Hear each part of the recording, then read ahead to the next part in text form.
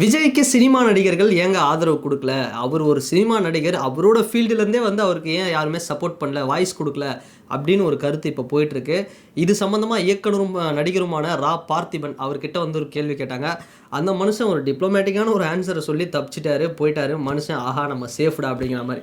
ஆனா இன்னும் சில பேர், இப்போ எஸ்வி சேகர் அவர்கள்லாம் பார்த்தோம் அப்படின்னா, இன்னைக்கு டிஎம்கே கூட வந்து ஒரு நல்ல ஒரு ஃபார்மேஷன்ல, ஒரு நல்ல ஒரு அண்டர்ஸ்டாண்டிங்கில, ஒரு நல்ல ஒரு டிஎம்கேல இருக்கக்கூடிய ஒரு எப்படி சொல்கிறது, இன்றைக்கி அங்கே இருக்கக்கூடிய வந்து மினிஸ்டர்ஸ் கூட பெரிய லெவலில் வந்து விஜய் அவர்களை விமர்சனம்லாம் பண்ணுறதில்ல, பெருசாக அட்டாக் பண்ணுறதில்ல. ஆனால் எஸ்வி சேகர் மாதிரியான நடிகர்கள்லாம் வந்து பார்த்தோம்னா அவங்களுடைய கருத்தை ரொம்ப தைரியமாகவே வந்து சொல்கிறாங்க. விஜய் அவர்கள் வந்து பண்ணது தப்பு அப்படிங்கிற மாதிரி. ஸோ இந்த மாதிரி பார்த்தோம்னா இப்போ டிஎம்கேக்கு சப்போர்ட் பண்ணக்கூடியவர்கள் சத்யராஜ் சார் வந்து பார்த்தோம்னா ஒரு வீடியோ வந்து போட்டிருந்தார். இந்த மாதிரி தவறு என்பது தவறி செய்வது, தப்பு என்பது தெரிந்து செய்வது அப்படிங்கிற மாதிரி போட்டார். இதுக்கு வந்து டென்ஷனான விஜய் சாரோட ஃபேன்ஸ்லாம் வந்து என்னங்க நீங்கள் இப்படி பண்ணிட்டீங்க அப்படிங்கிற மாதிரி கொந்தளிச்சிட்டு இருந்தாங்க. ஆனால் நம்மளுக்கு நல்லாவே தெரியும் சத்யராஜ் அவர்கள் எந்த கட்சியில் இருக்கிறாரு. அவர் டைரெக்டாக இல்லைனா கூட அவருடைய பொண்ணு திவ்யா சத்யராஜ் வந்து டிஎம்கேல தான் இருக்காங்க. சொல்ல முடியாது, ஃப்யூச்சரில் அவங்க வந்து கோயம்புத்தூருக்கு வந்து நம்ம சென்னைக்கு எப்படி மேயர் பிரியாவோ அந்த மாதிரி கோயம்புத்தூரில் கூட அவங்க ஆகலாம். இல்லை ஈரோடு ஏதாவது ஒரு கொங்கு பெல்ட்டில் திவ்யா சத்யராஜ் அவர்களுக்கு எம்எல்ஏ சீட் கூட வழங்கப்படலாம். இல்லை எஸ்வி சேகர் அவர்களுக்கு கூட வந்து டிஎம்கேலேருந்து ஒரு எம்எல்ஏ சீட் வந்து கொடுக்கப்படலாம். இல்லை ஏதோ என்ன வேணால் நடக்கலாம். எம்எல்ஏ சீட் இல்லைனா கூட அவருக்கு ஒரு பெரிய சப்போர்ட் வந்து கிடைக்கலாம். ஏன்னா எஸ்வி சேகர் அவர்களுக்கும் பிஜேபியோடைய முன்னாள் மாநில தலைவர் அண்ணாமலை அவர்களுக்கும் ஒரு ஃபைட் ஒன்று போயிட்டுருக்கு. ஸோ அதனால வந்து அவர் டிஎம்கேக்கு வந்து போனார். இது மாதிரியான ஒரு சில விஷயங்கள்லாம் போயிட்டுருக்கு. ஸோ இந்த மாதிரி நிறைய பேர் பார்த்தோம் அப்படின்னா நடிகை ஓவியாவிலேருந்து பல பேர் வந்து டிஎம்கேவுக்கு சப்போர்ட் பண்ணுறாங்க. ஆனால் விஜய் என்ன மாதிரியான ஒரு நடிகர் பாருங்கள், எவ்வளோ பெரிய நடிகர். ஆனால் அவருக்கு யாராவது சினி ஃபீல்டுலேருந்து ஒரு ஆழமாக வந்து ஒரு கருத்து சொன்னாங்களா? அவரோட ஃப்ரெண்ட்ஸு சில பேர் தான் வந்து சொல்லிட்டு இருந்தாங்க. இந்த ஸ்ரீமானு, சஞ்சீவ், இந்த மாதிரி ஃப்ரெண்ட்ஸ் இருக்காங்க பார்த்தீங்களா, அந்த மாதிரி சர்க்கிள் தான். ஏன் அவர் கட்சியில் இருக்கக்கூடிய தாடி பாலாஜியே பார்த்தோம்னா அவங்க கட்சிக்கு அகெயின்ஸ்டாக தான் வந்து சில விஷயங்களை பேசிட்டு வராரு. ஸோ இந்த மாதிரி இருக்கக்கூடிய சூழலில் நம்ம ஒரு விஷயத்த வந்து பார்க்கணுங்க. இன்றைக்கி வந்து ஆக்டர்ஸ் நிறைய பேருக்கு வந்து விஜய் அவர்களுக்கு டைரெக்டாகவோ இன்டைரக்டாகவோ சப்போர்ட் பண்ணணும் அப்படிங்கிற இன்டென்ஷன், தாட் அப்படிங்கிறது இருக்குது. நான் இல்லைன்னு சொல்லலை. பட் அவங்களோட சர்வைவல் பாருங்கள்.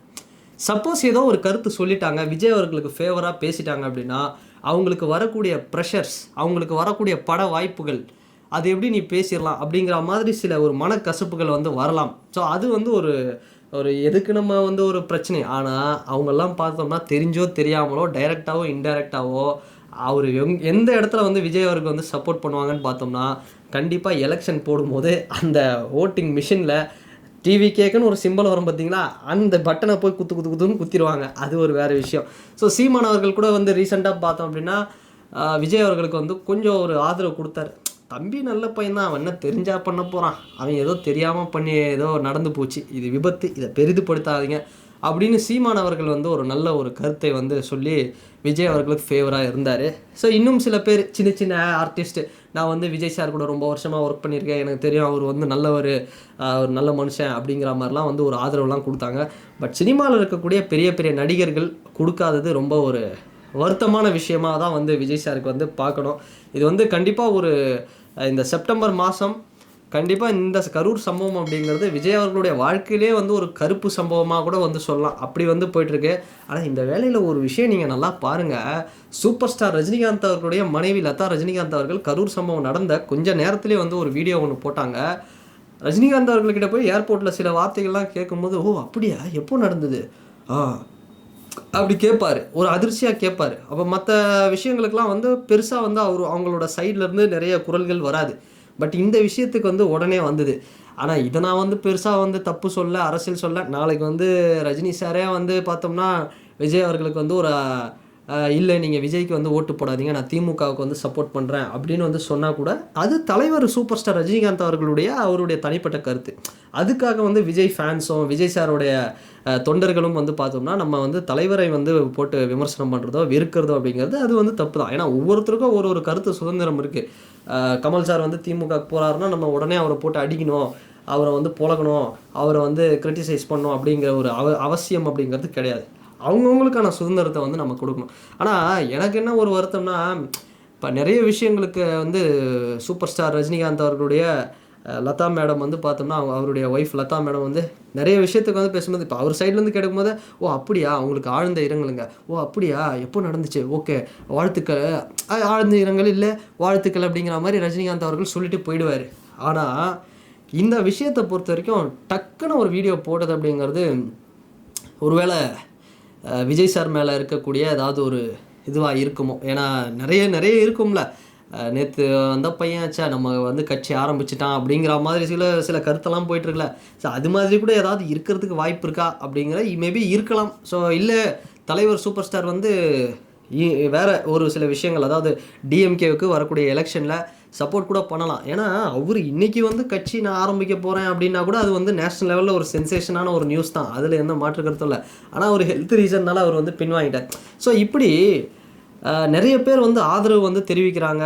ஆனால் விஜய் அவர்களுக்கு சினி ஃபீல்டுலேருந்து நிறைய பேர் வந்து எதிர்ப்பு தான் வந்து சொல்லிட்டு இருக்கிறாங்க, சினி ஆக்டர்ஸ்குள்ளேயே. எனக்கு என்னென்னா அவருக்கு ஆதரவு தெரிவிக்கலனா கூட பரவாயில்ல, ஏன்னா இவ்வளோ ஒரு மோசமாக அவருக்கு வந்து விமர்சனம் பண்ணுற அளவுக்கோ நல்ல அளவுக்கோ அவர் வந்து ரொம்ப கேவலமான ஒரு மனுஷனோ ரொம்ப மோசமான ஒரு மனுஷனெல்லாம் கிடையாது தளபதி விஜய் அவர்கள். ஒரு நல்ல மனுஷன், நல்லது பண்ண தான் வந்தார். ஏதோ ஒரு எதிர்பாராத ஒரு விபத்து நடந்து போச்சு. அதை வந்து நீங்கள் சினி ஃபீல்ட்லேயே இருக்கக்கூடிய நடிகைகள் அவங்களாம் வந்து அவருக்கு சப்போர்ட் பண்ணலனா கூட பரவாயில்ல, ரொம்ப அப்போஸ் பண்ணாமல் இருந்தால் நல்லாயிருக்கும் அப்படிங்கிறத இந்த வீடியோவில் நான் சொல்கிறேன். ஸோ ஆனால் நீங்கள்லாம் கூட பரவாயில்ல, எந்த கேட்டகரி அப்படிங்கிறது வந்து சொல்லிடலாம். நீங்கள் உங்களோட கருத்தை சொல்கிறீங்க. ஆனால் தாடி பாலாஜி அண்ணன் பண்ணிகிட்டு இருக்கிறாரு பாருங்க, அவர் ஃபஸ்ட்டு எந்த கட்சி அப்படிங்கிறதே எனக்கு வந்து டவுட்டாக இருக்குது. அவருக்கு வந்து கட்சி மேலே கோபம் இருக்குது அப்படிங்கிறதுக்காக இது நடந்ததுக்கு காரணம் வந்து 2ஆம் கட்டத்தில் இருக்கக்கூடிய தலைவர்கள், எது ஆதவ் அர்ஜுனா, அப்புறம் பொதுச் செயலாளர் புசி ஆனந்த், சிடிஆர் நிர்மல்குமார், இவங்கள மாதிரி ஆட்கள்லாம் வந்து சரியில்லை அப்படிங்கிற மாதிரி தொடர்ந்து அவரோட கருத்தை வந்து வச்சுக்கிட்டே இருக்கிற தாடி பாலாஜி அண்ணன். அது மட்டும் கொஞ்சம் ரொம்ப வருத்தமாக இருக்குது. நம்ம அது எப்படி இருக்குன்னா, சீமான் அவர்கள் சொல்லுவார் பார்த்தீங்களா, தம்பி ஒன்று அந்த பக்கம் நில்லு, இல்லை இந்த பக்கம் நில்லு, நடுவில் நின்று லாரியில் அடிபட்டு போயிடாது அப்படின்னு பாருங்க. அந்த மாதிரி தான் இவரோட கருத்து இருக்குது. ஸோ நீங்கள் வந்து சப்போர்ட் பண்ணுங்கள், நான் வந்து தப்பு சொல்லலை. ஆனால் சப்போர்ட் பண்ணலனாலும் பரவாயில்ல, தயவுசெய்து அப்போஸ் பண்ணாதீங்க ரொம்ப. ஸோ அது மட்டும் ரொம்ப கொஞ்சம் கஷ்டமாக தான் இருக்குது. ஸோ தளபதி விஜய் அவர்கள் மீண்டு வரணும்.